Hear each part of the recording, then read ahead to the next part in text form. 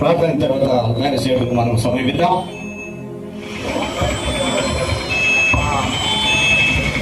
ప్రార్థన చేసుకుందాం. అందరూ కళ్ళు మూసుకున్నట్లయితే దేవుని సహాయం కోరుదాం. జీవము గల తండ్రి, నీ వందనాలు, స్తోత్రాలు. నీవు మహాపరిశుద్ధుడి, మహిమగల దేవుడు ప్రభువా. మరి దినం నా తండ్రి, మరి గూడూరు సేవకుల సదస్సును తండ్రి మీరు ఏర్పాటు చేసినందుకై మీకు వందనాలు, స్తోత్రాలు. ప్రభువా, మీరు దీవించండి, ఈ సేవను దీవించి ఆశీర్వదించండి ప్రభువా. అయ్యా, గత 24 సంవత్సరాలుగా ప్రభువు మీరు కొనసాగిస్తున్నారు ప్రభువా. ఇక రానున్న దినాల్లో కూడా తండ్రి మీరే తోడుగా ఉండి సమస్తం దీవెనకరంగా జరిగించండి, ఆశీర్వాదకరంగా జరిగించండి ప్రభువా. ఇంకా అనేక మంది సేవకులు సమకూర్చి ప్రభువుని సేవలో వాడబడినట్లుగా సహాయం చేయండి. అయినా నీ కృపా దీవెనలు అందించమని, నీ ప్రేమ సంకల్పములు అనుగ్రహించమని తండ్రి నిన్ను వేడుకుంటున్నాం.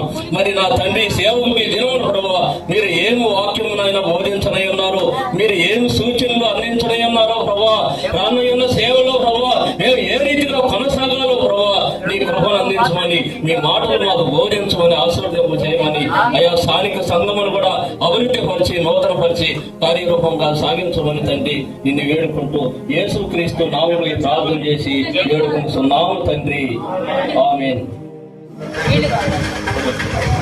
చాలా సంతోషం. ఈ సమయంలో ఎవరు కూడా అయిపోయిందానా? దేవునికి మహిమ కలుగునుగాక. దేవుని కృప వలన, ఆయన కృప వలన ఈరోజు దేవుని కుమారుడుగా, దేవుని కుమార్తెలుగా, ఒకవేళ ఆయన సేవకురాండ్లుగా ఈ స్థలంలో కూడి రావడానికి ఇదివరకే సేవకులు తలంచినారు. మనం అనుకుంటే జరిగిపోదు. దేవుని సహాయం వలన మనం అనుకున్నది మనం చేసుకోగలుగుతాం. కాబట్టి దేవుడు మనకు ఎలాగున కూడి ఆయన స్తుతించడానికి, అందరం కలిసి దేవుని మాటలు వినడానికి ఆయన అనుమతి దయచేస్తున్నాడు. దేవుని స్తోత్రం, హల్లెలూయా. మన గూడూరు సేవకుల ఐక్యం వేదికగా మనం అందరం కూడి వచ్చినాం.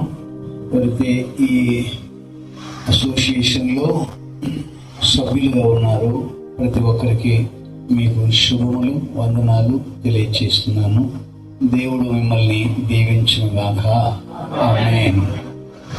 అలాగనే ఎలాగో వేదిక మీద మనమే నియమించుకున్న పెద్దలు ఉంటారు కాబట్టి వారికి కూడా యేసు ప్రభు నామములో నేను వందనాలు, శుభములు తెలియజేస్తున్నాను. అయ్యా, వందనాలు. ఇది వరకు మన సేవకులు ప్రభుదాస్ గారి యొక్క మందిరంలో అక్కడ చిన్న సేవకుల సదస్సు జరిగినప్పుడు నేను వచ్చా.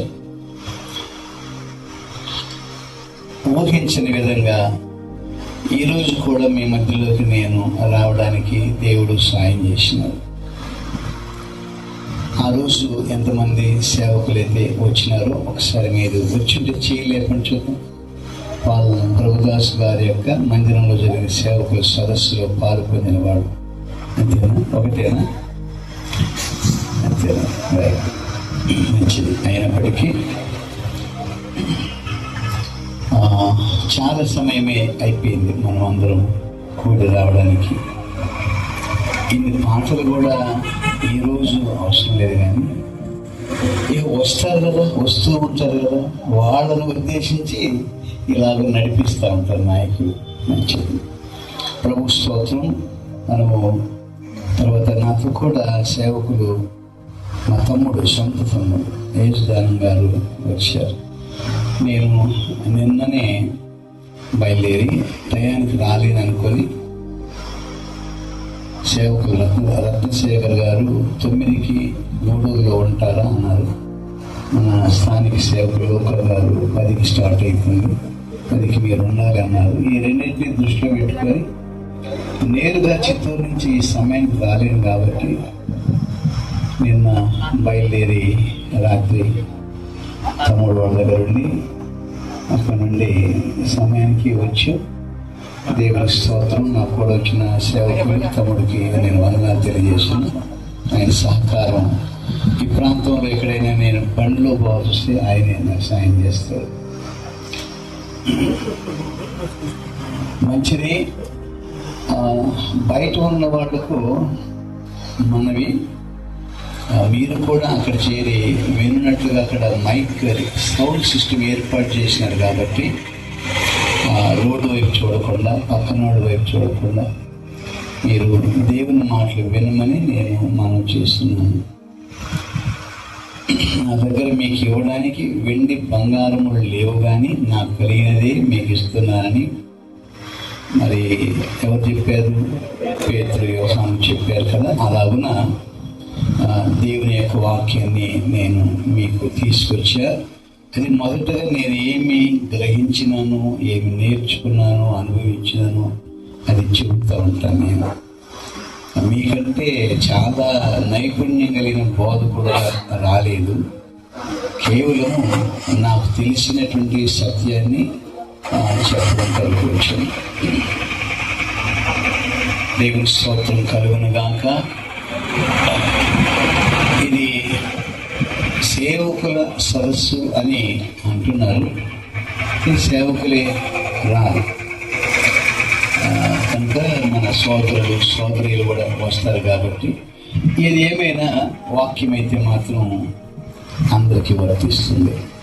నేటి మన ధ్యానం కొరకు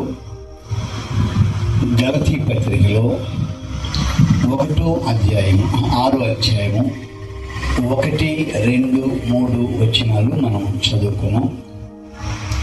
నేను కొద్దిగా నిదానంగా చెప్తాను, బోధ అనుకోకుండా.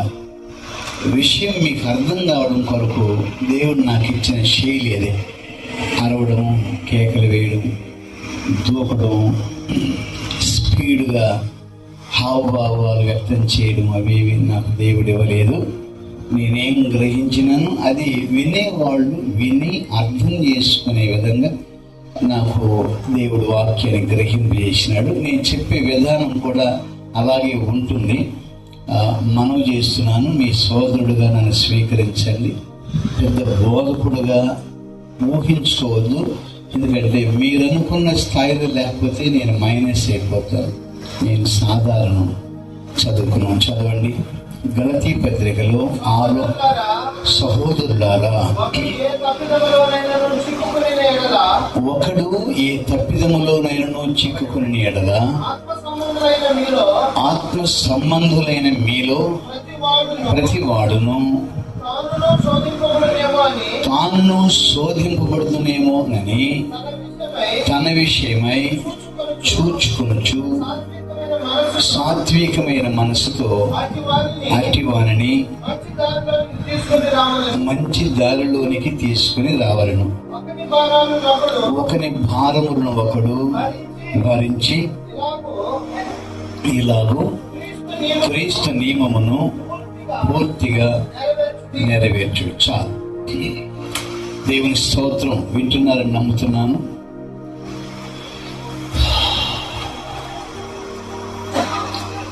ప్రతి సేవకునికి తప్పకుండా ఒక సొంత అనుభవం ఉండాలి.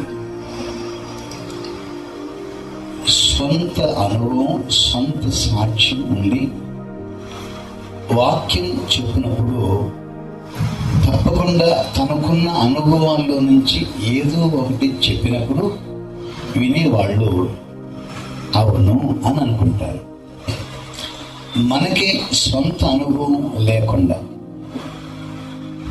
మనం ఈ బైబిల్ చదివి ఈ విషయాలు, ఆ విషయాలు, ఏ విషయాలు ఘనంగా చెప్పారనుకోండి, అది సరే, కానీ నీ అనుభవం ఏంటి అని వాళ్ళు అనుకోరు.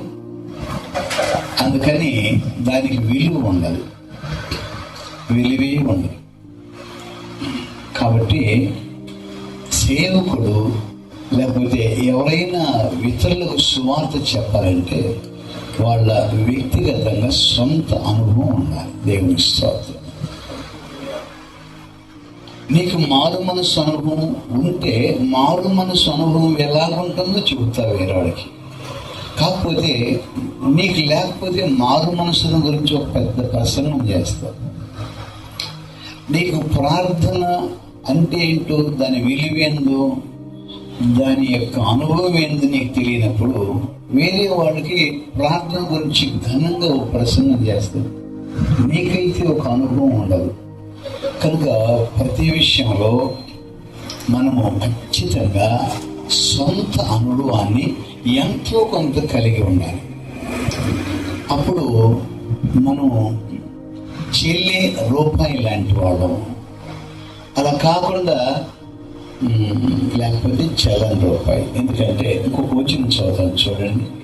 యోహాను మొదటి పత్రికలో 1వ అధ్యాయము 1వ వచనం చదువుతాం.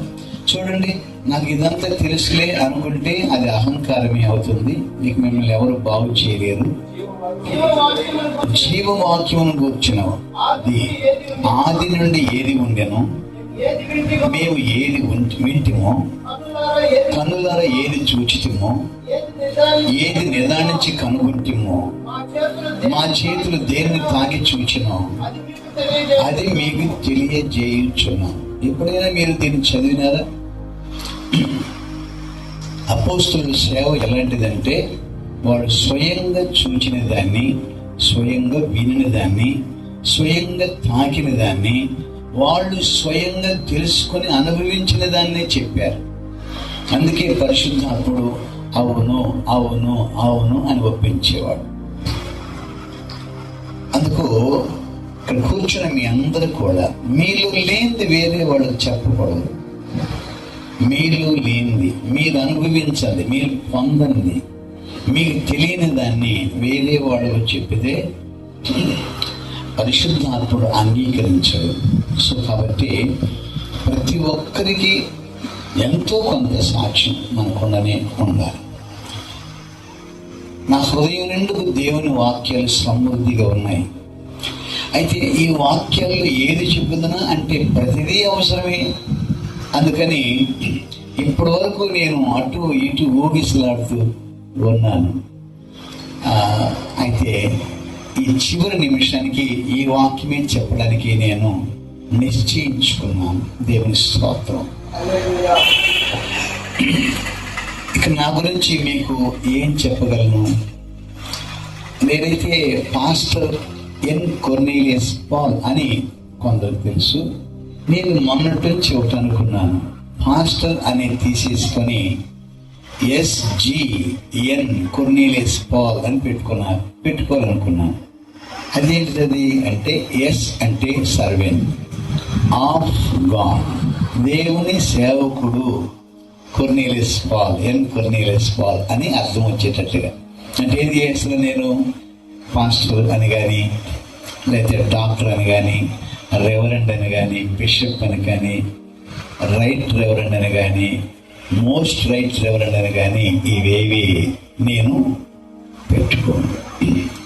7-8 తారీఖుల్లో మనకు అక్కడ చిత్తూరు జిల్లాలో ఒక రోజున మరి సేవకుల సదస్సు, ఒక సాయంత్రం బహిరంగంగా వాకింగ్ చెప్పడానికి పెంచారు. నాకు నా పాంప్లెట్లో వాళ్ళు రెవరెండ్ పెట్టి నేను చెప్పారు కదా, ఎందుకలా చేశారండి? ప్రభుత్వం సర్వెంట్ ఆఫ్ గాడ్ అంటే నేనెవరు చెప్పండి? దేవుని సేవకుడు. నన్ను అది దేవుని సేవకుడు వస్తున్నాడు అని మీరు అన్నారనుకోండి, నేను బ్రతికినట్టే లెక్క. అంటే మీరు ఒప్పుకున్నట్టు లెక్క. దేవుని స్తోత్రం.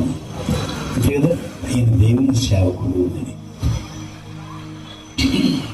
ఎందుకంటే మించిన పేరు, గౌరవం ఏదీ లేదు.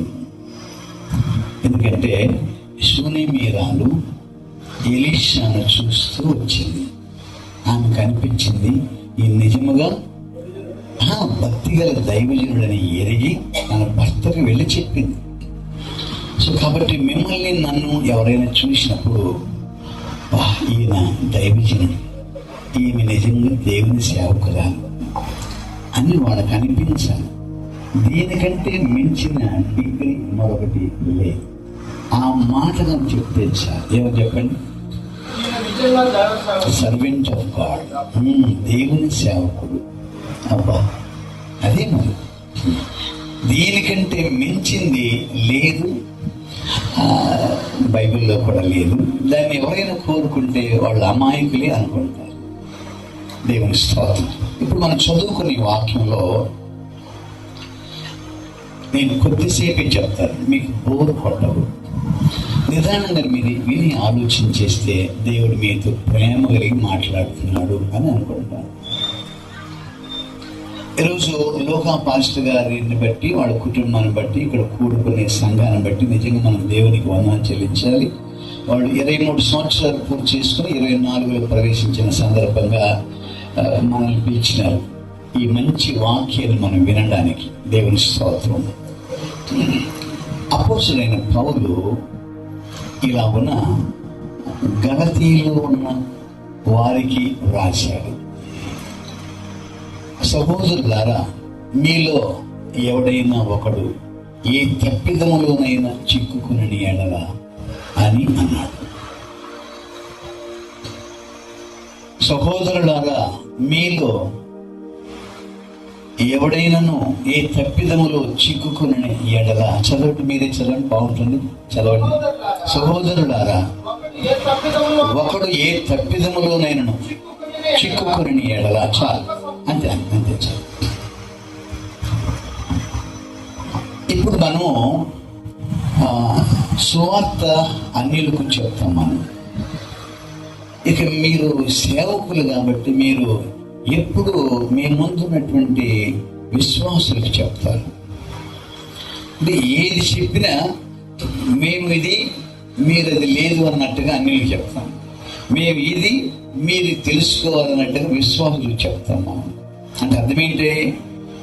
విశ్వాసులు అన్యుల కంటే, విశ్వాసుల కంటే ఈ సేవకులు అనబడిన వాళ్ళు చాలా ఎక్కువ అన్నమాట. అది లెక్క. ఉండలేండి. అయితే పౌలు చెప్పిన ఈ మాట అన్యులకు చెప్పలేదు, క్రైస్తవులకే ఈ పత్రిక రాసినాడు. చూడండి, 1-2 వచనం, అధ్యాయం 1:2 చదవండి. నాతో కూడానున్న సహోదరులందరూ గలతీయాలోనున్న సంఘములకు శుభమని చెప్పి, ఎంత చక్కగా బాగా చదువుతున్నారు మీరు. ఇది మంచి సహకారం. చూడండి, ఈ పత్రిక పౌలు రాసింది అన్యులకు కాదు. ఇదివరకే ప్రభువును నమ్మి సంఘములో ఉన్న క్రైస్తవులకు, ఇదివరకే ప్రభువును నమ్మి సంఘములో ఉన్న క్రైస్తవులకు రాసిన పత్రిక కనుక క్రైస్తవులకి రాశాడు కదా. ఇక్కడ ఏం రాసింది? సహోదరులారా, మీలో లేకపోతే మనలో, మీలో ఏ సహోదరుడైనా ఏదైనా ఒక తప్పిదములో చిక్కుకుని ఎడల అని అంటే దాని అర్థం ఏంటంటే, యేసు ప్రభువును మీరు నమ్మి ఉన్న తర్వాత మీకు మారు మనసు పొంది ఉన్న, మారు మనసు పొందినారా మీరు అని నేను నిలదీసి అడిగితే చాలా మంది చెప్పలేరు. మీరు మారు మనసు పొంది ఉండిన, మీరు నిజంగా దేవుని దగ్గర మీ పాపాలు ఒప్పుకొని క్షమాపణ పొందుకుని ఉండినప్పటికీ, మీరు చాలా కాలం బోధకులుగా ఉండినప్పటికీ, బోధకురాళ్ళు అయినప్పటికీ, చాలా కాలం క్రైస్తవులు అయినప్పటికీ, ఈ వాక్యం మాత్రం మనం అందరం చూసుకుంటే, మీలో ఎవడైనాను ఏదైనాను ఒక తప్పిదములో చిక్కుకుని ఎడాలంటే చిక్కుకునే అవకాశం ఉంది. అది మాట. చిక్కుకోవాలని కాదు, తప్పిదములు చిక్కుకునే అవకాశం ఉంది. ఇదండి కూర్చున్న మీ అందరికీ దేవుడు మాట్లాడుతున్న మాట. నువ్వెంతకాలం క్రైస్తవురాలైనా, నీకెంత మంచి వాక్య జ్ఞానం ఉన్నా, నువ్వెంత మంచి ప్రార్థనా పరుడైనా, నువ్వెంత పెద్ద సేవ అయినా చేసి ఉండు, కానీ వాక్యం చెప్తుంది, మీలో ఏ సహోదరుడైనా ఏదైనా ఒక తప్పిదములో చిక్కుకుని ఎడల అంటే అర్థమేందంటే చిక్కుకునే అవకాశం ఉన్నది. చిక్కుకునే అవకాశం ఉంది. ప్రభువైన యేసుక్రీస్తు యొక్క ప్రయాణం బెత్లెహేములో ఆరంభమైంది. దేవుని స్తోత్రం. ఒకసారి వాక్యం చదవండి. రోమా పత్రికలో 7వ అధ్యాయము 17వ వాక్యం చదవమని కోరుతున్నాను. రోమా 7:17 చదవండి. కావున ఇకను దాని చేయనది నా యందు నివసించు పాపమే గాని నేను కాదు. అంటే మన లోపల ఏమున్నది? పాపము స్వభావం ఉన్నది. కనుక మనుషుడు పాపము చేసి పాపిగాడు. ముందుగానే మనిషి లోపల ఏమున్నది? పాపము చేయించే స్వభావం ఉన్నది. దేవుని స్తోత్రం. కాబట్టి గమనించండి, మొట్టమొదటి మాట మీకేం చెప్పినాను గుర్తుపెట్టుకోండి. నేనేంది అని నువ్వు అనుకుంటే అదే నువ్వే. మట్టి మనిషివని, ఇంకను చుట్టూ పాపం చేసే వాళ్ళ మధ్యలో నువ్వు ఉన్నవని, నీ లోపల పాపం చేయించే స్వభావం నీ దగ్గర ఉన్నదని, నువ్వు పడిపోయే మనిషివని గుర్తు చేసుకో. నేను మనిషిని అనుకో, నేను పడిపోయే అవకాశం ఉన్నది అనుకో. అప్పుడు నువ్వేం చేస్తావు? పడిపోకుండా జాగ్రత్త పడడానికి ప్రయత్నం చేస్తావు. నేను పడిపోను అంటే నువ్వు జాగ్రత్త పడలేవు. నేను పడిపోవచ్చు, పడిపోయే బలహీనుడిని మీరు అనుకుంటే పడిపోకుండా జాగ్రత్త పడతారు. మీరు ఏమంటారు? మీరు నేను అనుకుంటున్నాను విశ్వాసులకేమో కానీ సేవకులైన వాళ్లకు ఈ జాగ్రత్త లేదేమో అని అనిపిస్తుంది. ఎందుకుండొచ్చు అని అంటే, మేము సేవకులం కదా, మేము బోధిస్తాం కదా, మేము సంఘాలు కట్టాం కదా అని అనుకుంటున్నారేమో. అయినను మీకు తేటగా దేవుడు చెబుతున్న మాట, నువ్వు మాట రాసిన, పుస్తకం రాసిన, నువ్వు ఒకవేళ ఇలాంటి కాకుండా ఎంతో పెద్ద మందిరం కట్టినా, ఎన్ని వేల మందిని నువ్వు దేవుని నడిపించిన, నువ్వెవరు చెప్పండి? పాపము చేసే స్వభావం ఉన్న బలహీనుడమైన మనిషి పడిపోయే అవకాశం ఉన్నది. ఎన్నిసార్లు అంటే ఎన్నిసార్లైనా పడిపోవడానికి అవకాశం ఉంది. అంతేకాదు, నిన్ను పడగొట్టేయడానికి సాతాను అది పనిగా కనిపెట్టి ఉన్నాడు. నిన్ను పడగొట్టేయడానికి. దేవుని స్తోత్రం. మీకు అర్థమైంది, నేను నమ్ముతున్నా. ఈ ఒక్క మాటే చాలు. కానీ నువ్వు తప్పకుండా దేవుడు నీకేమైతే వాగ్దానం చేసినాడో దాన్ని నువ్వు సొంతం చేసుకోవాలంటే చివరి వరకు నువ్వు పెద్ద పోరాటమే చేయవలసి ఉంది. దేనికంటే మొదటగా నీ శరీరముతోనే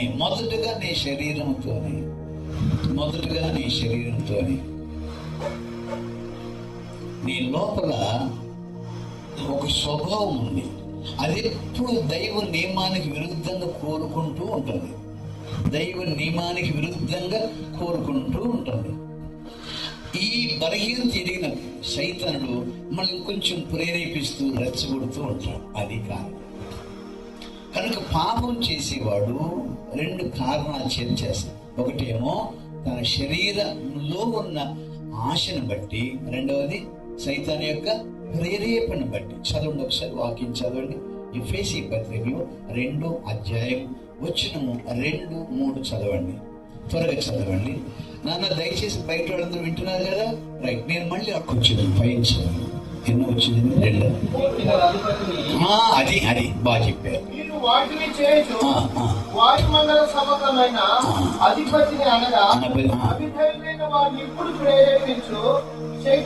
చూడండి, అక్కడ ఏముందంటే, దయచేసి వింటారా సోదరులారా, బయలండి. అక్కడ ఈ లోకాన్ని ప్రేరేపించే శక్తి ఒకటి ఉంది కదా, అపవాది. వాడు మిమ్మల్ని నన్ను ప్రేరేపిస్తూ ఉంటాడు. ఈ ప్రేరేపణనే శోధన, టెంప్టేషన్ అంటారు. దేవునికి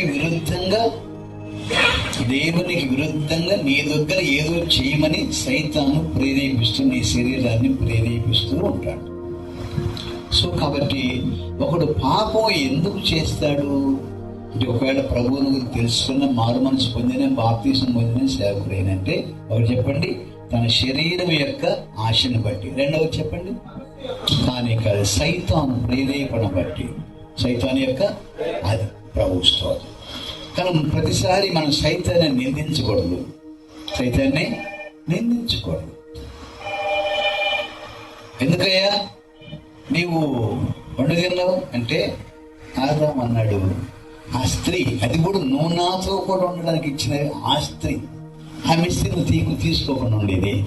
ఏమ్మా నువ్వే పని చేసినట్టు? అదే సైతాన్ నన్ను మోసం చేస్తే, అదే మోసం చేయడానికి వచ్చి నువ్వు ఎందుకు తీసుకున్నావు అంటే ఏమీ లేకడ దేవతలైపోవాలని ఆశ వీళ్ళకి అంతే. కనుక ఒక మనుషుడు పాపంలో పడిపోవడానికి కారణం ఏదనగా దేవుని వాక్యానికి వ్యతిరేకంగా ఏదో చేస్తే దానిలో ఏదో పెద్ద లాభం ఉంటుంది, ఏదో పెద్ద సంతోషం ఉంటుంది, ఏదో ఉంటుంది అన్నట్టుగా సైతాన్ మనల్ని భ్రమపరిస్తే మన శరీర కోరికను తీర్చుకోవడం కొరకు చేస్తాం. సో కాబట్టి ఈరోజు మన పాఠం ఏంటంటే, సహోదరులారా, మీలో ఏ సహోదరుడైనను ఏ తప్పిదములోనైనా చిక్కుకున్న ఎడదా అని. అర్థమైందా? చాలు, ఈ ఒక్క వాక్యమే చాలు, అంతే. ఇంకెళ్ళిపోయి భోజనం చేయవచ్చు. అయితే ఇంకొన్ని మాట చెప్పి ముగిస్తున్నాను. అయ్యా, నేను అంటున్నాను, ఇప్పటికీ మారు మనసు పొందని వాడి గురించి చెప్పను, నేను పరిశుద్ధత గురించి తెలియని వాడి గురించి చెప్పను. వినండి, ఎవరైతే నిజముగా మారు మనసు పొంది పాప క్షమాపణ పొందుకొని పరిశుద్ధులుగా జీవించే ఆ ప్రయత్నంలో ఉన్నారు, వాళ్ళకే ఇప్పుడు నేను చెప్పే మాటలు మిగిలిన వాళ్ళకి వర్తించు.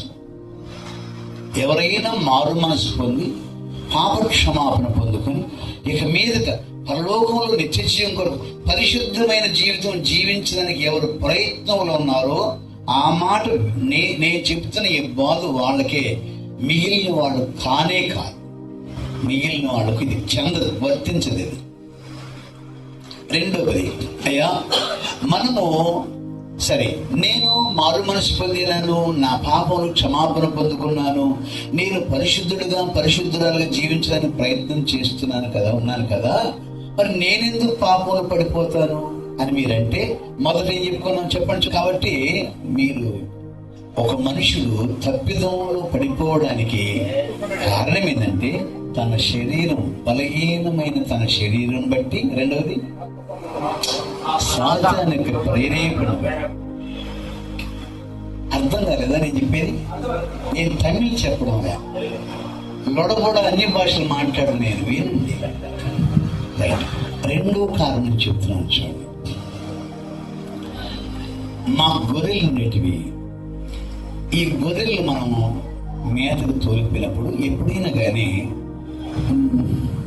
అడుసు దున్నేసినటువంటి ఆ కైలు గట్లో ఏం చేస్తారు, మట్టి అలిగేసి ఉంటారు, దాన్ని ఏమంటారు, అందగొట్టుంటారు కదా, అంతే కదా.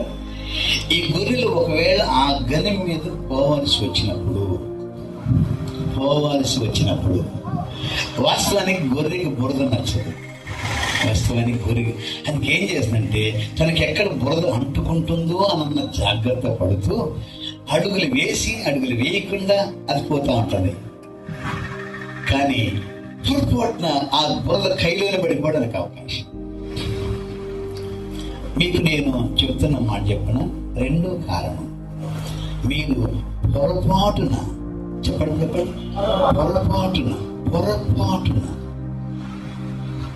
ఏదైనా తప్పిదములు పడిపోయి పొరపాటు అంటే కావాలనేదే కాదు. ఎందుకంటే పందికి బురద పన్నీరు మెచ్చదు, గొర్రెకి బురద నచ్చదు కదా.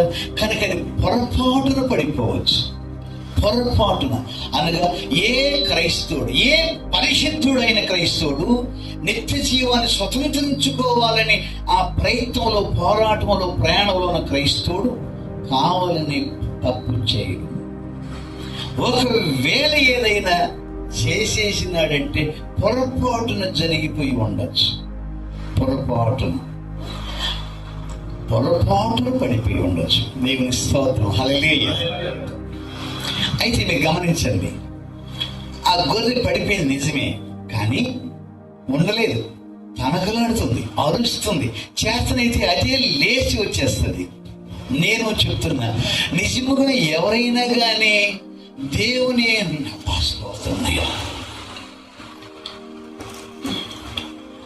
నీటి మూలముగాను ఆత్మ మూలముగాను తిరిగి జన్మించిన అనుభవం కలిగిన వాడు ఎవరైనా కానీ, పరిశుద్ధులుగా జీవించడానికి ప్రయత్నంలో ఉన్నవాడు కానీ, పొరపాటున కానీ ఏదైనా తప్పిదం చేస్తే ఒక చిన్న చెప్పిన మాట ద్వారా కానీ, చిన్న తలంపు ద్వారా కానీ, ఒక ఊహ ద్వారా కానీ, ఎక్కడైనా కానీ చిన్న పొరపాటు కానీ జరిగిపోయింది అంటే, పొరపాటు అని తెలిసిన తర్వాత గీలగిల్లాడుతుంటారు. ఆ గొర్రెలాగా గీలగిల్ల తనకల్లాడుతుంటారు. అయ్యో చేసేసినది, అయ్యో పొరపాటైపోయింది, అయ్యో పొరపాటే, అయ్యో పొరపాటు, అయ్యో తప్పు చేసేసినది, అయ్యో అయ్యో అయ్యో అయ్యో. ఎందుకని? పరిశుద్ధపరచబడిన మనస్సు అది. హల్లెలూయా. యేసు రక్తంలో ఎవరు మనస్సాక్షి కడగబడిందో వాడు నిర్జీవ క్రియలు విడిచిపెట్టిన వాడు. ఈ మనస్సాక్షి అస్సలు చిన్న లోపం కూడా ఒప్పుకోదు. యోహాను మొదటి పత్రిక 3వ అధ్యాయం 20వ వచనం చదువుకున్నాం. మీరందరూ చాలా బాగా వింటున్నారు. పరిశుద్ధాత్మ దేవుడు మీతో మాట్లాడుతున్నాను అనుకుంటున్నాను. చదవండి. మన యందు దోషారోపణ చేయని ఎడల దేవుని ఎదుట, చూడండి ఒకసారి, ఎప్పుడైతే నిజముగా మీ మనస్సాక్షి యేసు రక్తంలో కడగబడిందో, మీరు పరిశుద్ధులుగా జీవించడానికి ప్రయత్నం చేస్తున్నారు, ఆ ప్రయాణంలో ఉన్నారు, ఒకవేళ పొరపాటును కానీ మీ మూలంగా నోరు జారి ఒక మాట, ఏదైనా ఒక పని, ఏదైనా ఒకటి కానీ మీ వలన జరిగిపోయిందంటే, మీ మనస్సాక్షి మిమ్మల్ని ఎత్తి చూపిస్తూ ఉంటుంది. అవునా అవునా అవునా అవునా, అది నీకు తగునా, నువ్వు చేసేవా అది నీకు తగునా, అవునవును చేసావు కదా. లోపల ఆ మనస్సాక్షి చంపేస్తూ ఉంటుంది. అప్పుడు భోజనం తినలేము, అప్పుడు కొత్త బట్టలను ధరించుకోలేము, అప్పుడు ఒక మంచి పడకను పడుకోలేము, అందరూ సంతోషిస్తుంటే మనం సంతోషంగా ఉండలేము. ఏమైంది అంటే, ఎక్కడో పొరపాటు జరిగింది. మీ మనస్సాక్షి మిమ్మల్ని వాయిస్తూ ఉందన్నమాట.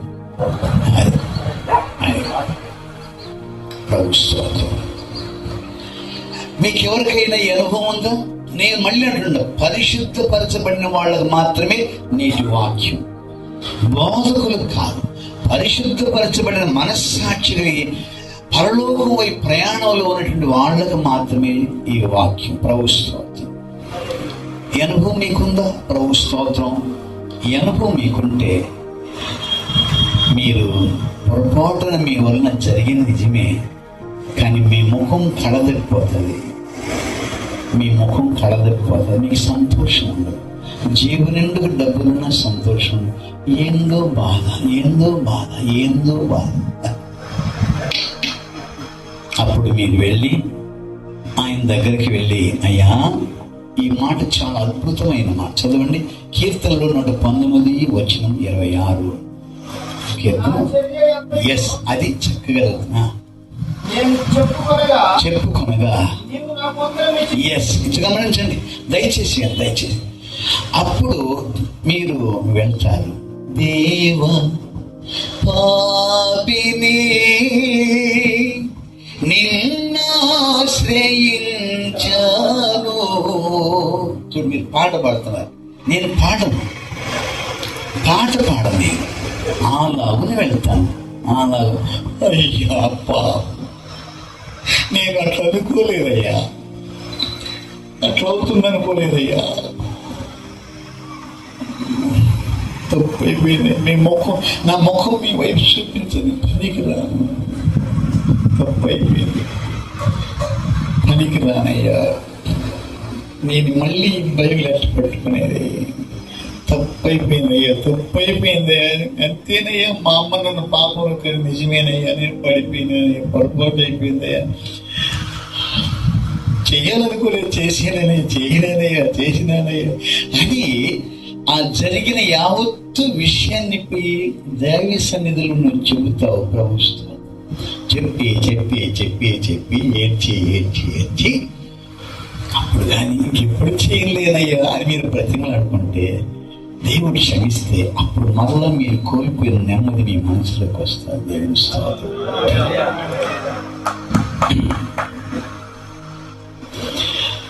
ప్రభువుకు మహిమ కలుగును గాక. ఇది ఒక అద్భుతమైనటువంటి తలంపు నేను మీకు చెప్పాను. మూడో కారణం చెప్తున్నాను చూడండి. ఇది ఎలా ఉంటుందంటే మా తమ్ముడికి ఒక మంచి మనోడు బలి చురుకైనవాడు. మా మనవరాలి షైని ఏదో పేరు పెట్టారు, జెనిఫర్ ఏదో పెట్టారు. ఇప్పుడు ఈ అమ్మాయి వాళ్ళ అమ్మను చూసినప్పుడు వాళ్ళమ్మ చీర కట్టుకుంటుంది. ఈ అమ్మాయి కూడా ఒకవేళ వాళ్ళ అమ్మది ఓనీ లాంటిది ఏదైనా ఉంటే, వాళ్ళ నాయనది పంచి ఏమైనా ఉంటే, ఆ అమ్మాయి కూడా వాళ్ళ అమ్మలాగా చీర కట్టుకోవడానికి ప్రయత్నం చేస్తారు. ఏం చేసి చెప్పండి? ప్రయత్నం చేస్తుంది. ఆ ప్రయత్నం చేసేటప్పుడు మనం చూస్తే అది కట్టుకున్నవే అనిపిస్తుంది. అవునా లేదా? అవును. అక్కడ చూస్తే మళ్ళీ అప్పుడు ఊడిపోవడానికి అవకాశం ఉంది. అప్పుడు మనం వెళ్ళి, హే ఏం బుద్ధి లేదు నీకు, చీర అట్లనే కట్టేది, జ్ఞానం లేదు నీకు, తెలియలేదా అని మనం అన్నాం అనుకోండి. పాపని మనకే బుద్ధి లేదు. ఎందుకని? ఆ అమ్మాయి వాళ్ళ అమ్మలాగా చీర కట్టుకోవడానికి ప్రయత్నం చేస్తుంది, కాకపోతే వయసు లేదు, ఆ జ్ఞానం అనుభవం లేదు. అందుకనే మీరు నేను ఎప్పుడైతే యేసును పోలి జీవించడానికి ప్రయత్నంలో ఉంటామో ఒకసారి ఆయన వలే చేస్తాం, ఒకసారి మన వలే చేస్తాం. ఎందుకని? మనకు జ్ఞానము తక్కువే, మనకు ఆ బలము తక్కువే, ఆ అనుభవం తక్కువే. అందుకని అప్పుడప్పుడు తప్పుడు అడుగులు వేస్తుంటాం. అప్పుడు వెంటనే మనం పట్టినాడు వదిలే, నువ్వు సేవకుడు అయితే అని అంటుంటాం. మనం అలాగా అనుకునే వాళ్ళందరికీ బుద్ధి లేదు, ఆత్మ సంబంధమైన జ్ఞానమే లేదు. అనగా మీరు ఒకప్పుడు కరెక్ట్గా ప్రభువులాగా ఉంటారు, అదే సమయంలో మీలాగా ఉంటారు. ఇట్లెందుకు ఉంటారంటే, ప్రయత్నం చేస్తున్నాను నేను, కాకపోతే అప్పుడప్పుడు ఆయన వలె ఉండలేకపోతున్నాను. అనగా నీ జ్ఞానము తక్కువ, నీ వయసు తక్కువ, నీ అనుభవం తక్కువ, కాకపోతే ప్రయత్నంలో ఉన్నావు. దేవుని స్తోత్రం చెప్పండి. హల్లెలూయా. మీకు అర్థమైంది నేను నమ్ముతున్నా. ఇది 3 తలంపు. అర్థమైందని అయ్యా? రైట్. మీరు చాలా మంచి వాళ్ళు. తల్లి బయట చాలా మంది ఉన్నారు, అసలు మీరు కూడా ఇక్కడ కూర్చుంటే బాగుండేది. నేను 4వ కారణం చెబుతున్నా. ఇది ఎలాంటిదంటే, ప్రతి మనిషికి ఏదో ఒక బలహీనత ఉంటుంది. అయ్యా విన్నారా? ప్రతి మనిషికి ఏదో ఒక బలహీనత ఉంటుంది. ఆ బలహీనతను బట్టి నీవు పాపంలో పడిపోయే అవకాశం ఉంది. ఆ బలహీనతను బట్టి పొరపాటున తప్పు చేయడానికి అవకాశం ఉంది. సైతాన్ని చెప్పండి. సైతాన్ యొక్క ప్రేరేపణ వలన. 3వ చెప్పండి. అదే వెరీ గుడ్, బాగుంది. మీరు ప్రయత్నంలో ఉన్నారు, అప్పుడప్పుడు అటు ఇటు అయ్యే అవకాశం ఉంది. అట్లనే మనం పరలోకాన్ని ప్రయత్నంలో ఉన్నాము. నేను 4వ కారణం చెప్తున్నాను. ప్రతి మనిషికి ఏదో ఒక బలహీనత ఉంది. ఒకవేళ 2 ఉండొచ్చు, 3 కూడా ఉండొచ్చు. మంచిది. నేను దేవుని సేవకుడుగా నా తండ్రి దగ్గర నేను ఆయన సన్నిధిలో నేర్చుకున్న దానిలో నుంచి నేను చెప్తున్నాను. మిమ్మల్ని నేను నేరుగా అడుగుతున్నా, మీలో ఏ బలహీనత ఉంది?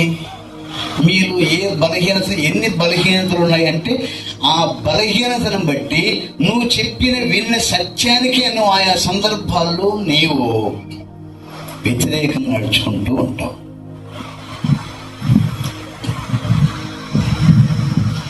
అందుకు నా గురించి ఆ తర్వాత చెప్పి నేను ముగిస్తాను. మీకు చెప్తాను చూడండి, మీకు అర్థం కావాలంటే. సొలొమోనుకి ఓ బలహీనత ఏమంటే అందమైన స్త్రీలందరూ తనకే కావాలి. ఆయనకు అధిక స్త్రీ వాంఛ.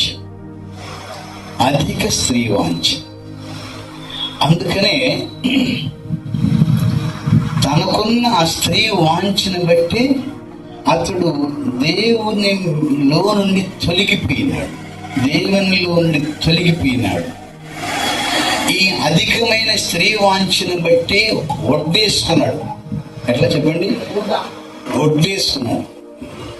ఆ వచ్చిన వాళ్ళలో వాళ్ళు ఈయనను మళ్ళించేసినారు. అటువంటి దేవుని విరోధంగా మళ్ళించేసినారు. అది కనుక సొలొమోనుకున్న తన బలహీనతను బట్టి అతడు దేవునిలో నుండి తొలగిపోయి దేవుని చేత విసర్జించబడ్డాడు. అది ఇక్కడ కూర్చున్న మీ అందరికీ నేను అడుగుతున్నాను, పురుషులైతే మీకు అలాంటిది ఏమైనా ఉన్నదా? ఇక్కడ స్త్రీలైతే మీకేమైనా అలాంటిది ఉన్నదా? అంటే అర్థం ఏంటంటే వాళ్ళని చూస్తేనే మన మనసులో ఏదో ఒక విధమైనటువంటి ఆశ, తలంపు, కోరిక పుడతాది. నేనంటున్నా మీరు గ్యారంటీగా పడిపోతారు, సందేహమే లేదు. మిమ్మల్ని సాతాను చాకరి బండ మీద అయినట్టుగా ఎన్నిసార్లు దాంతో ఉతికి పడేస్తారు, పనికి రాకుండా పోతారు.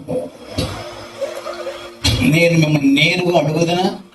నేను ఆ విషయంలో ఇది వరకు శోధించబడ్డాను కానీ భయం ఉంది, తప్పించుకున్నాను అని అంటే అయితే ఇంకెప్పటికీ ఆ భయంతోనే తప్పించుకునే ప్రయత్నమే చేయలేక బొక్క బోరబడిపోయే అవకాశం ఉంది.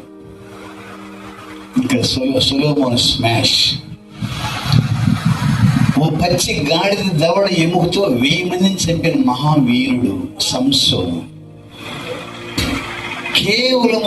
కేవలము ఒక వ్యభిచారి స్త్రీని వదులుకోలేక ఆమె లాలనకు ముగ్ధుడై పోయినాడు, ఆత్మను కోల్పోయినాడు.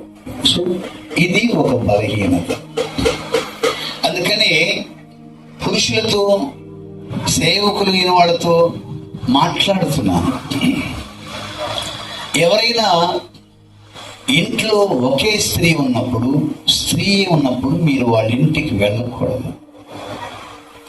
పురుషుడు ఒకటే ఉన్నప్పుడు వాళ్ళ ఇంటికి మీరు సేవ పేరుతో వెళ్ళకూడదు. నేను సేవకుడు కదా, అవును, పడిపోయేది కూడా అక్కడే. పోకూడదు.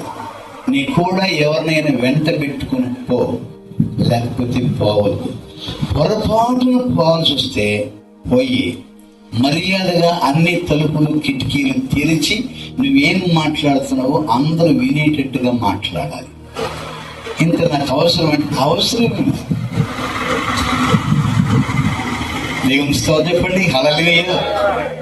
అంటే ఇదంతా ఎందుకంటే పరిశుద్ధతను కాపాడుకోవాలనుకుంటే అంతే, వద్దనుకుంటే పోవచ్చు. అర్థమైందన్నారా? రైట్. ఇక రెండో విషయం మీకు చెబుతాను. నాకెవరో చెప్పినారు, ఒక సేవకుడు లేదా క్రైస్తవుడు జయించవలసినవి 3 ఉన్నాయి. ఒకటి అహంకారం, రెండవది ధనవాంఛ, మూడవది స్త్రీ వాంఛ.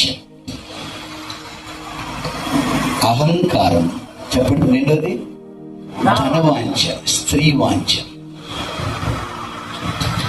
ఈ మూడింటిని జయించగలిగిన వాడు పరలోకం వైపు పోగలడు, పోతూ ఉన్నట్టు అనుకోవాలి. ఈ మూడింటిని జయించలేని వాడు ఊహల్లో కూడా పరలోకం గురించి కోరుకోకూడదు. ఈ 3 చాలు సాతానికి మిమ్మల్ని చప్పరించి పడేయడానికి. నాకెవరో ఒకరు చెప్పారు, ఒక సహోదరి ఫోన్ చేస్తే ఆ సమయంలో ఎక్కడో భయపడుతూ ఉందంట. ఒక సేవకులకి భయపడుతూ చెప్తుంటారు కదా, నేనే కానీ అక్కడ ఉన్నంటే అని ఆ సేవకుడు అన్నాడంట. నువ్వు లేకపోవడం మంచిదే తండ్రి, మంచిది. కాబట్టి ఇలాంటి దుర్మార్గులు ఉన్నారు. వీళ్ళు గొర్రె బుచ్చు ధరించుకున్న తోడేళ్ళు, నమ్మకూడదు. అయినను పరిశుద్ధంగా ఉండాలనుకునే వాళ్ళు వాళ్ళ జాగ్రత్త వాడుకుంటున్నారు. చెప్పండి, వాళ్ళ జాగ్రత్త వాడుకుంటారు. ఏదో యోసేపు పారిపోతూ ఉంటాడు చూడండి. ఏమో యోసేపు యోసేపు ఉంటాయి స్వామి, ఏమిటి తన జాగ్రత్త. దేవునికి స్తోత్రం కలుగును గాక. వింటున్నారా? మీరు ఎందుకు మాట పడుతున్నారు? మంచిది.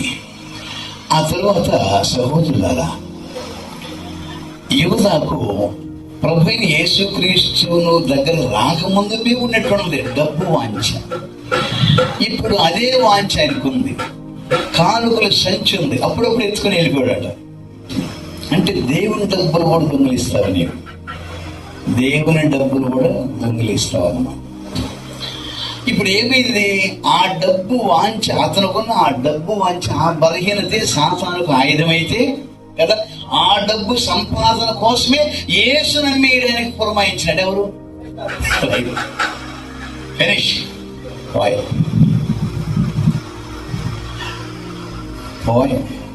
ఎన్ని ఆధిక్యతలు ఈ 12 మంది శిష్యులకు ఉండెనో అందులో యూదా కూడా ఉండెను. కాకపోతే తనకున్న కేవలం ఆ ధనవాంఛనుడు, కేవలం ధనవాంఛను పోయినాడా? పోయాడు. గమనించండి, సేవకులందరినీ చాలా హీనంగా అంటున్నారు ఈ దినాలలో. నేను కూడా అంటాను, రాజకీయ నాయకులకు ఎంత డబ్బైనా సరిపోదు, కొంతమంది సేవకులకి ఎంత వచ్చినా వాళ్ళకు కూడా సరిపోదు. అవి వాళ్ళ సంచులు ఎంత పెద్దవో నాకు తెలియదు. ఈ డబ్బు కోసం ఎక్కడ పోకూడదు పోతారు, ఏమి చేయకూడదు చేస్తారు, ఏమి చెప్పకూడదు చేస్తారు, అన్నీ చేసేస్తారు. దేనికి? డబ్బు కోసం. నేను దేవుని సేవకుడిగా మీకు మనవి చేస్తున్నాను, మీరు డబ్బు కోసం బలహీనుడా? మీరు చాలా బలహీనుడా? ప్రతిదానికి కక్కుర్తి పడతారా? ప్రతిదానికి లొంగిపోయేవాళ్ళ? అయితే మీరు వాని బుట్టలో పడతారు. మరి ఎట్లా చేసేది అంటే గమనించండి, ఎలాంటి వాడైనా డబ్బుకు దాసు. నేను దేవుని సేవకుడికి మీకు మనవి చేస్తున్నాను, మిమ్మల్ని నిజంగా దేవుడి పిలిచుంటే, మిమ్మల్ని దేవుడు ఏర్పరచుకుని ఉంటే,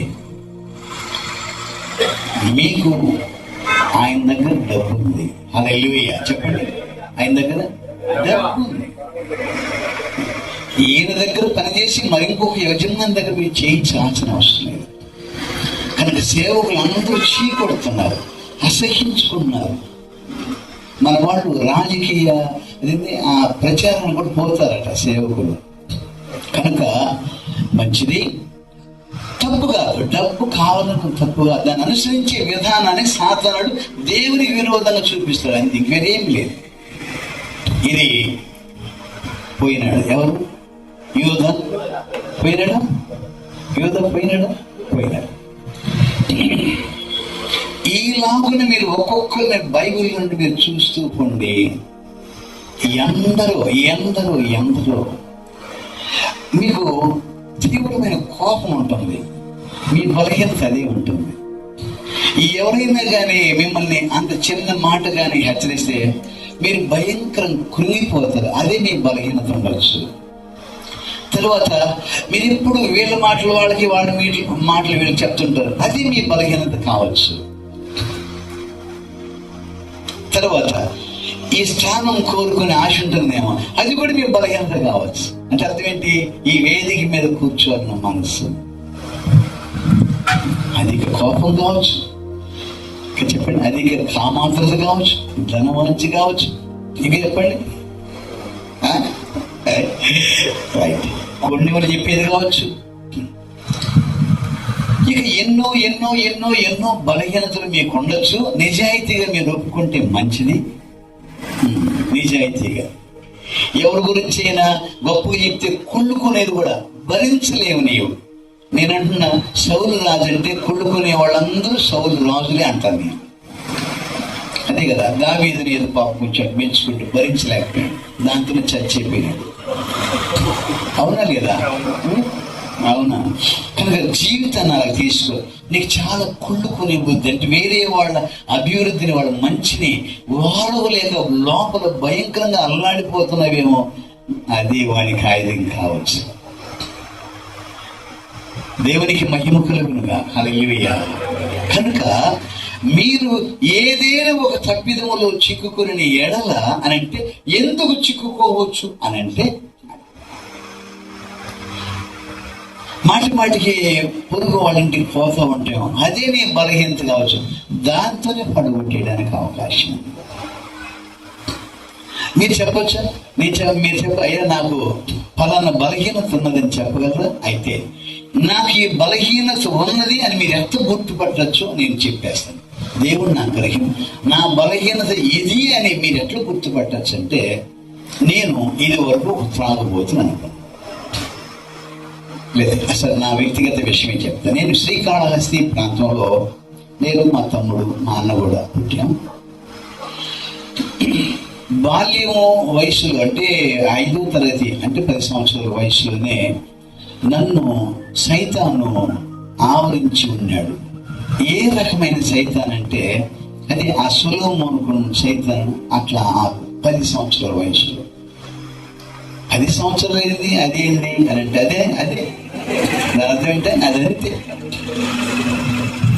స్తోత్రం. మన ఒక అబ్బాయి, మా చెల్లి కొడుకు, వేరే వాడు అంటే వాడు మేనమా వాళ్ళు డబ్బులు దొంగిలించారు, పెద్ద డబ్బులు. ఈ చిన్న వయసు అదంతే, వయసుతో సంబంధం ఏం లేదులేండి. ఆ క్రమంలో నేను గమనించండి, చాలా బాగా చదివేవాడిని. మా ఊర్లో నేనే నంబర్ 1, స్కూళ్ళలో నేనే బాగా చదివేవాడిని, ఎక్కడైనా సరే. అయితే ప్రియులారా, నేను కాళహస్తిలో డిగ్రీ అంటే ఇంటర్మీడియట్ అయిపోయింది, డిగ్రీ BSc చదువుతున్నాను. అప్పుడు అంటే నేను ఆరంభము నుండి దయ్యము నన్ను ఆ విధంగా ఆవహించి ఉండినందున, నేను అలాగున డెలీలాతో సంసోను ఎలాగున పడిపోయినాడు, ఆ క్రమంలో సైతాను నన్ను తోసేసినాడు. దీంట్లో నన్ను నేనేం చేయలేదు, కానీ ఎవరో ఒక ఆవిడ చచ్చిపోతే నేనే చంపేసినానని నా మీద కేసు పెట్టారు. నన్ను జైలుకి తీసుకెళ్ళి, అదే పోలీస్ స్టేషన్ తీసుకెళ్ళి రాత్రంతా బేడీలు వేసి కట్టేశాను. నేను స్కూల్లో ఫస్ట్, కాలేజీలో చాలా తెలివి, డిగ్రీలో కూడా నేను బాగా చదువుతాను. అదే సమయంలో చాలా పులుసు, నేను చాలా గర్వం. అది ఆటన్నిటికంటే ముందు నన్ను వాళ్ళు నన్ను కోరుకున్నారేమో అనుకునేవాడిని. ఆ దినాలు దయ్యం ఆ విధంగా నన్ను చేసి చూడండి, నా చదువు పోయింది. నేను గవర్నమెంట్ టీచర్ ఉద్యోగం వచ్చింది, అది కూడా పోయింది. మాకు ఒక మంచి గౌరవప్రదమైన కుటుంబం, మా పేద కుటుంబం, గౌరవం పోయింది. ఆ క్రమంలోనే నేను పెళ్లి చేసుకోవాల్సి వచ్చింది. దాని మూలంగా కూడా చాలా నష్టం అయిపోయింది. ఏమీ లేకుండా అయిపోయి బ్రతుకు తెరువు కొరకు హైదరాబాద్ వెళ్ళిపోయినాను. సోదరులారా, ఈ విషయం నేను మీకు చెబుతున్నాను చూడండి.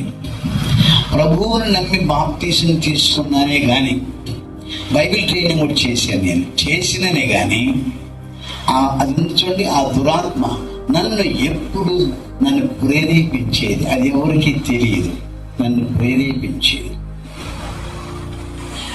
తిరిగి నేను హైదరాబాద్ ఉన్నప్పుడు పరిశుద్ధుడు, నేను చాలా మంచి పేరు, అక్కడ కూడా కాలేజీలో కూడా నేను నంబర్ 1 బాగా చదువుతాను కదా. ఇక్కడికి వచ్చిన తర్వాత మళ్ళీ మామూలు ఇలాగ గడిచిపోతున్న కాలంలో నా భార్యను, నా 2 బిడ్డలు కూడా వదిలిపడేసి, చిన్న బిడ్డలు, చాలా చిన్న బిడ్డలు, ఆమెను క్రూరంగా హింసించిన, నమ్మి బాప్తీసం పొంది కూడా. ఆ తర్వాత ఏదో ఒక చిన్న ఉద్యోగం పేరుతో చిత్తూరుకు రావడం జరిగింది. అక్కడ ఎవరో మీలాంటి వాడు దయగలిగి అక్కడ మా పరిస్థితి చూసి మాట్లాడి చేరదీశారు. మా పరిస్థితి ఎంత చెప్పితే, అప్పుడు మీరు కాళహస్తి నుంచి వచ్చేసేయండి, ఇక్కడ మేము ఉద్యోగం ఇప్పిస్తానని చెప్పారు. తిరిగి నేను ఆమె బిడ్డలు వెళ్ళిపోయినాం. ఆయన ఏం ఉద్యోగం తీసినాడు ఏమో కానీ, మొట్టమొదటిగా ప్రియులరా చర్చికి పోవడం ఆరంభించినాను. మీలాంటి సేవకులతో కలిసి వెళ్ళి, నాకు తెలుసు కదా విద్య, దేవుని గురించి చెప్పేది ఏం చెప్పానో ఏమో ఉడుకుడుగా. ఆ క్రమంలోనే నేను దేవుని సేవకు ఎరకపోయి వచ్చానంట కదా, అలాగున ఏముడెత్తుకొని పోతుంటే గరువులో పడిన పక్కంట ఏమీ తెలియక నేను సేవకు సమర్పించేసుకున్నాను. పోయేది ఊరు ఇంటింటికి పోయి యేసు ప్రభు ఏం చెప్పినానో ఏమో. అయినను నేను మీకు మనవి చేస్తున్నాను, 10 సంవత్సరాల వయసులో ఏ దురాత్మ నన్ను వెంటాడి నా జీవితం మొత్తం నాశనం చేసినో, ఇప్పుడు నేను బోధకుడైనప్పటికీ చాలా మంది ప్రభువు నమ్మినారు, చాలా సంఘాలు కట్టబడ్డాయి. ఒక ఆదివారం 8 ఆరాధనలు జరిగించేవాడు ఆ దినాలలో. అయితే అయినప్పటికీ నన్ను పడగొట్టారని సాతాను చూశాడు. ఓ మాట చెప్పిన మీరు, ఇప్పుడు నాకు 64 years. ఇప్పుడు కూడా ఆ పాత జ్ఞాపకం చేసుకుంటారు. నేను మీకు మనం చేసుకుంటాను. ఎందుకని ఇంకను నేను ఆ శరీరంలో ఉన్నాను కాబట్టి, ఇంకను నేను మనిషినే కాబట్టి. కాకపోతే అదేందో ఇదేందో ఎరిగిన వాడును కనుక మీరు అన్నట్టుగా జాగ్రత్త పడే మనసు ఉంది కాబట్టి, ఎక్కడ తప్పిపోతున్న భయం ఉంది కాబట్టి కొనసాగుతూ వచ్చింది ప్రభుత్వం. ఒక మాట చెప్పను, నేను చచ్చిపోయే వరకు మీరు చచ్చిపోయే వరకు మీకే బలహీనత ఉన్నదో దాన్నే చూపించి, దాన్నే ప్రేరేపించి, దాన్ని బట్టి మీ దగ్గర పాపం చేయించడానికి సాతాను కనిపెట్టుకున్నాడు. దేవుని స్తోత్రం. అనేక మంది ఢిల్లీలను పంపించిన సాతాను దగ్గరికి. ఒక రోజున ఒక ఢిల్లీలో వచ్చింది. వస్తే ప్రభు స్తోత్రం 2 కాళ్ళు పట్టుకుని దండం పెట్టి ఈ బైబిల్ చూపించింది. ఏమైందిరా నీకు అంటే భయం. చెప్పండి, భయం. ఈ బైబిల్ నేను పక్కన పెట్టేయాలి, నేను ఆ ఒక్కదాన్ని బట్టి నరకానికి వెళ్ళిపోవాలి, ప్రభువుని నేను వదిలేయాలి. భయం. అలాగున ప్రభు స్తోత్రం. సైతానుడు కోరికలను రెచ్చగొడుతూ ఉంటాడు. సాతానుడు ప్రభు స్తోత్రం. అర్థమైంది, నేను నమ్ముతున్నాను. ఇక చివరి మాట ఏంటంటే, అందుకని మీకు చెప్తున్నా, మీకు ఒక జత పని మంచి భార్యను, ఆత్మీయురాలైన భార్య ఉండాలి. మిమ్మల్ని ప్రతిసారి బుద్ధి అట్లనే చూస్తున్నావు, అక్కడ ఎందుకున్నావు, అదేం మాట అది, అట్లనే భార్య ఉండాలి, ఒకటి భర్త ఉండాలి, లేదు నీకు సాటి జత పని వాడు ఉండాలి. అయితే నేను అనుకుంటున్నా, దైవ సన్నిధిలో నీవు ఎప్పుడు గడపాలి. హల్లెలూయా. 24 గంటలు దేవునితో నువ్వు సహవాసం చేయాలి. అవుతుందా? నువ్వు చేసి చూడు, ఎంతో కొంత అవుతుంది. Praise the lord. హల్లెలూయా. అయితే ఇక్కడ ఒక మాట నేను నా అనుభవంలో చెప్పి ముగిస్తాను. అయ్యే పర్లేదు, ముగించేస్తాను. ఓకే. ఏ సహోదరుడైనను మీలో ఏ తప్పిదముల్లో చిక్కుకుని ఎడల ఉంది. తర్వాత ఏమని చెప్పండి, చూడండి ఒకసారి. అయిపోయి ముగిస్తాను. ప్లీజ్ బాగా వింటున్నారు మీరు. మీ అందరి కాళ్ళకు నమస్కారం చేస్తా. బాగా వింటున్నారు. దేవుడి మనం దీవించను గాక. రైట్, చదవండి. ఆత్మ సంబంధులైన మీలో ప్రతి వాడును శోధింపబడుతునేమో తన విషయమై చూచుకొనొచ్చు సాత్వికమైన మనసుతో అట్టి వారిని మంచి దారిలోనికి తీసుకొని రావాలను. చదవండి. అందరూ లేచి ఇచ్చుకున్నాం, కళ్ళు మూసుకున్నాం. నీవు ప్రవక్తవి అని అనుకోవద్దు, మనిషివి. వరములున్నాయి అనుకోవద్దు, అవి నిన్ను కాపాడవు. నీకు వాక్య జ్ఞానం ఉన్నది, అది నిన్ను కాపాడదు. కవుస్తారు. ప్రవక్తలైనా పడిపోతారు, రాజులైనా పడిపోతారు, వరములున్న వాళ్ళైనా పడిపోతారు, గొప్ప సేవకులైన పడిపోతారు. పడిపోయే అవకాశం, పడిపోయే స్థితిలో ఉన్న మానవులు మనం. ప్రభు స్తోత్రం. అందరూ నోరు తెరిచి దేవునితో మాట్లాడండి. నిజంగా మీకు భయపడాలి. అయ్యో నేను ఎక్కడ పడిపోతాను, అయ్యో నా కుమారుడు ఎక్కడ పడిపోతాడు, నా కుమార్తె ఎక్కడ పడిపోతుందో. అవును, కనుక నీవు నేను జాగ్రత్తగా ఉండాలి. నీవు నేను చాలా జాగ్రత్తగా ఉండాలి. నోరు తెరిచి ప్రార్థన చేద్దాం.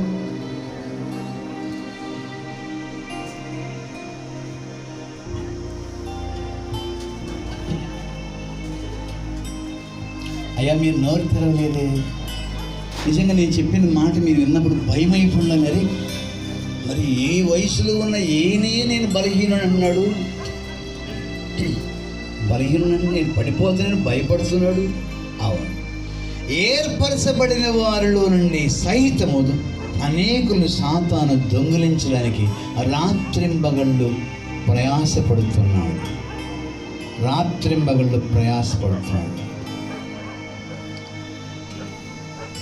కోరహు జీవితం విషాదాంతమైపోయెను, యోధా జీవితం విషాదాంతమైపోయెను. కోరహు జీవితం విషాదాంతమైపోయెను, యోధా జీవితం విషాదాంతమైపోయెను. కారణం ఈ దేహము, కారణం ఈ లోకము, కారణం శత్రువైన సైతాను. మొదటి వారనేకులు కడపటి వారైపోవుదురు, కడపటి వారనేకులు మొదటి వారైపోదురు. మొదటి వారనేకులు కడపటి వారైపోవుదురు, కడపటి వారనేకులు మొదటి వారైపోదురు. కారణం ఈ దేహము, కారణం ఈ లోకము, కారణం శత్రువైన సైతాను. చేయాలనుకున్న మంచి చేయనోని వల్ల కాదు, వద్దనుకున్న చెడును చేయకుండా ఉండలేవు. చేయాలనుకున్న మంచి చేయనోని వల్ల కాదు,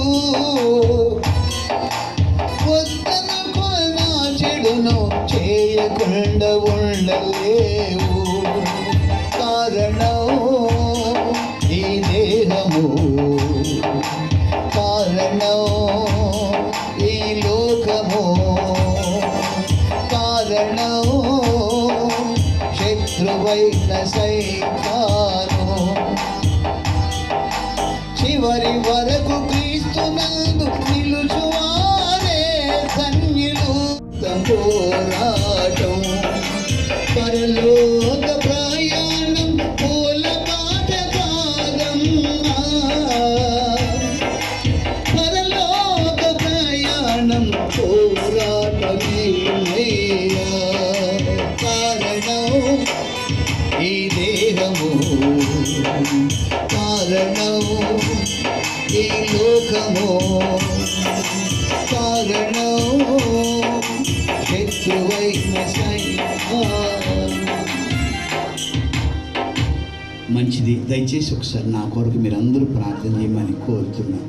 నేను చాలా బలహీనుణ్ణి. ఒకసారి నీ చేయి పైకైతే దయగలిగి నీ దాసుని చివరి వరకు కాపాడు, చివరి వరకు కాపాడు. జయ జీవితం అనుగ్రహించు.